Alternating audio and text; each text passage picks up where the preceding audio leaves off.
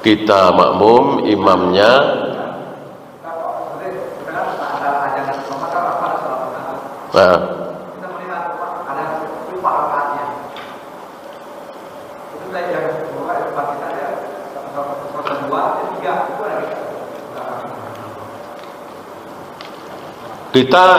kita yakin dia sholat sunat 3 rakaat misalnya.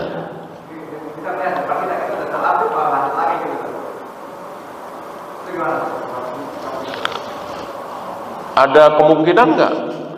Misalnya ini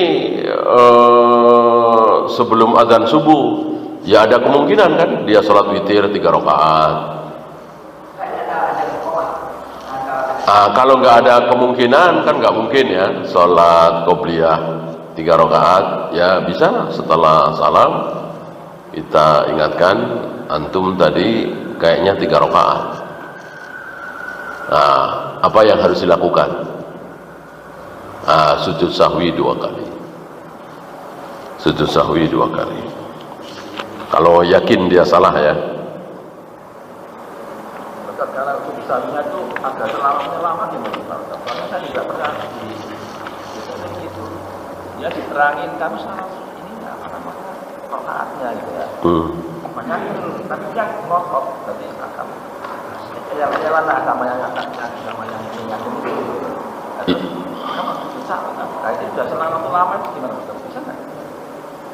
ya kalau dia nggak merasa salah ya udah, kita kan ngingetin doang kan. Bapak tadi 3 rakaat dah. Oh kata siapa 2? Ya udah, nggak usah 3, 2, 3 usah. Ya kita kan ngingetin doang. Dia nggak merasa salah ya biarin aja. Kita udah ngingetin. Oh ya udah Pak, kalau merasa 2 mungkin saya yang salah lihat gitu ya. Kecuali dia sikoh sama kita, oh iya ya, sujud sahwi 2 kali.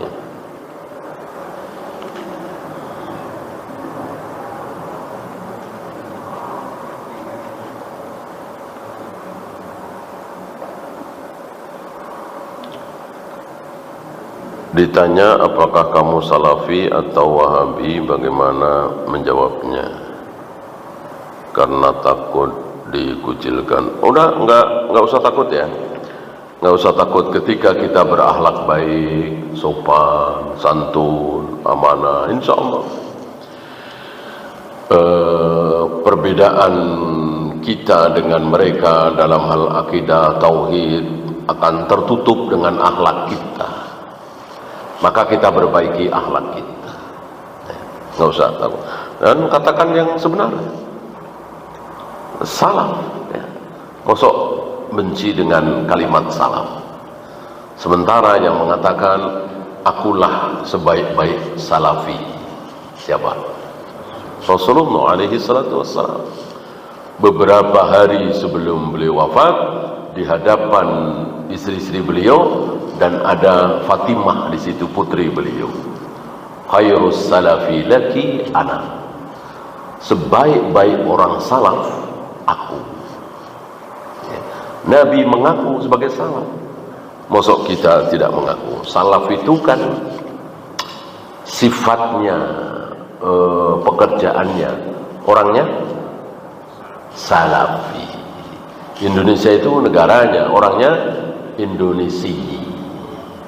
Arab itu bangsanya, orangnya Arabi. Ya.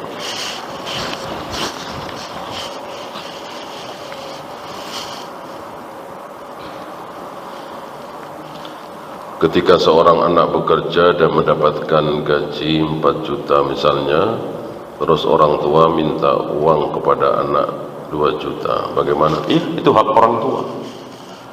Kan Nabi yang menjadi pemutus bahwa harta anak otomatis harta orang tua. Anta wa maluka li abik. Ketika seorang anak mengadu kepada Nabi, ya Rasul, ayahku, orang tuaku sering mengambil hartaku tanpa sepengetahuanku. Ya istilah kasarnya mencuri ya. Gimana ini? Nabi menjawab tadi, jangankan hartamu, dirimu itu milik ayahmu. Artinya kalau dibunuh tidak ada kisos, Negara tidak berhak mengkisos seorang ayah yang membunuh anaknya. Bahwa ayah itu dosa besar sekali, itu di mata Allah, urusan dengan Allah. Adapun negara tidak berhak mengkisos seorang ayah yang membunuh anaknya, karena seolah ia punya dirinya sendiri.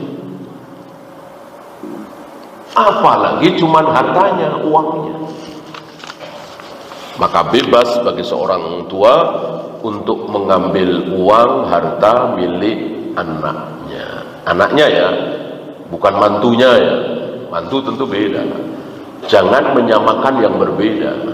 Menyamakan yang berbeda adalah zalim. Harta anak bukan harta mantu. Ketika sholat memegang mushaf Al-Quran atau HP, apakah diperbolehkan?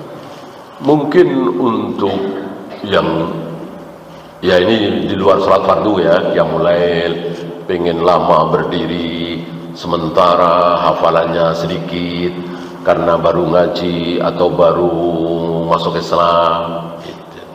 Adapun untuk selanjutnya harus terus berusaha menghafal. Tidak boleh mencukupkan diri yang ngapain ngapalin. Orang ada handphone tinggal di scroll, nggak boleh ya. Tetap harus berusaha menghafal. Sholat fardu ini Pak, di masjid itu depannya tuh ada mushaf Al-Quran. Memang sengaja imamnya itu baca itu supaya bisa khatam gitu Pak. Jadi sekarang sampai surat berapa biasanya balik terusin sampai khatam. Jadi imamnya baca. Itu terfatih bukan tersunat. Ini kasihan yang pada hafal Al-Quran. Berarti kan dia nggak hafal ya? Iya. Kasihan yang hafal Al-Quran 30 juz, 20 juz, 10 juz, 5 juz, seperti anak-anak kita yang belajar ini. Luar biasa mereka belajar, sementara seusia mereka sedang main game, tawuran, pacaran. Ini kan luar biasa. Ini nggak dihargai, malah mencari imam yang nggak hafal, modalnya ngelihat mushaf. Janganlah ya. Aqra'uhum li kitabillah. Kata Nabi, carilah imam yang paling banyak hafalannya. Berarti yang hafal. Jangan membaca seperti itu. Tapi sholatnya sah, Insyaallah sah, makmum sah ya. Hukum bayar 100.000 yang tidak diperbolehkan adalah horor yang besar, yang luar biasa. Beli 1 juta bisa dapat buah 3 ton, bisa dapat cuman 10 kilo. Karena baru kelihatan kembangnya, itu rambutan atau mangga atau duku ya. Sudah dibeli 1 juta misalnya. Nah, itu goror yang haram. Karena luar biasa. Adapun bisa beda 3 biji, 3 butir ya. Ya misalnya sepiring nasi 5.000 ya. Apakah ada jaminan itu sepiring sama semua? Ya, butir nasinya kan nggak mungkin, pasti beda. Goror kan? Ini goror yang diperbolehkan. Nah, termasuk ini. Bayar 100.000, makan sepuasnya. Tentu tidak boleh dibawa pulang ya. Apakah redaksi selawat ini bisa diamalkan? Allahumma salli wa sallim ala nabiyyina Muhammadin. Ya. Intinya salawat dan salam, terutama ketika mendengar nama beliau disebut sallallahu alaihi wasallam, alaihi salatu wassalam, sallallahu alaihi wasallam, Allahumma salli alaihi. Enggak jauh dari itu. Nah, yang tidak boleh merangkai seperti salawat nariyah, tafrijiyah, salawat badan. Nah, itu yang bid'ah, itu yang enggak boleh.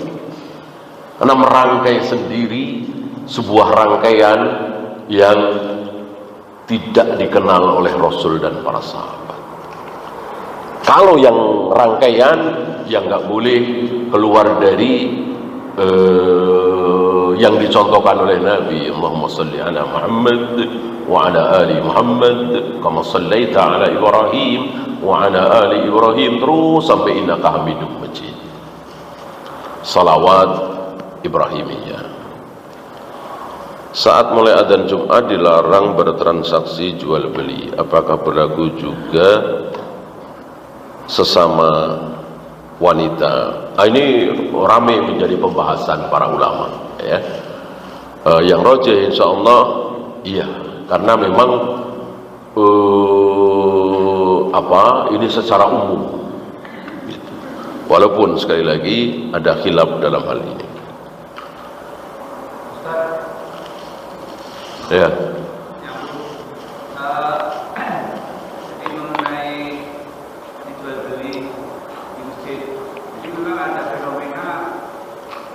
Statusnya itu sekarang kan ada yang namanya Islamic Center.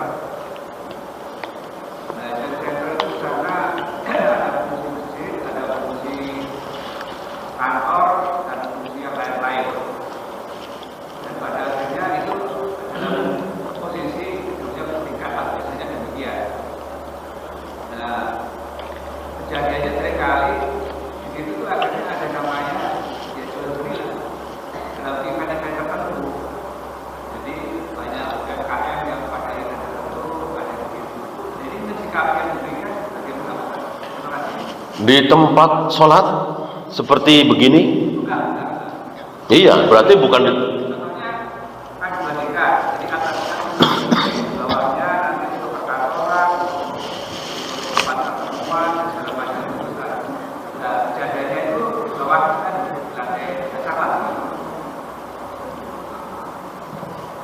Boleh insyaallah.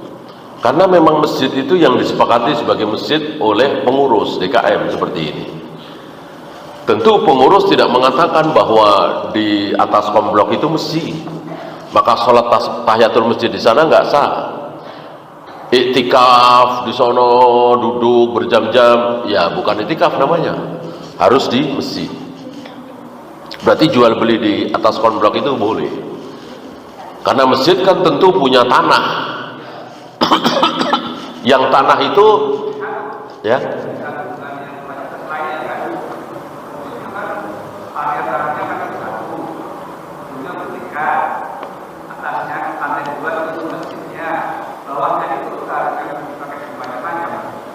iya. Jadi pengurus DKM berhak mengatakan ini masjid buat sholat, ini buat parkir, ini buat jualan, ini toilet, kan semuanya tanah masjid, nggak masalah. Ya, yang tidak boleh betul-betul di sini, jual beli di sini, yaitu jelas-jelas haram dan sunnah bagi kita untuk mendoakan buruk yang jual beli di sini. La arbahakallahu tijaratan, semoga Allah membuat bangkrut perniagaanmu. Iya, insya Allah pengurus akan menyatakan bahwa emperan ini bukan masjid, atau bisa saja masjid, terserah DKM. Ya. Nah, kalau komplok secara uruf ya bukan lah ya.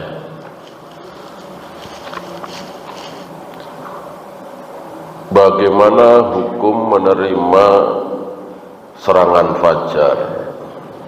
Maksudnya diserang gitu? Oh, uang.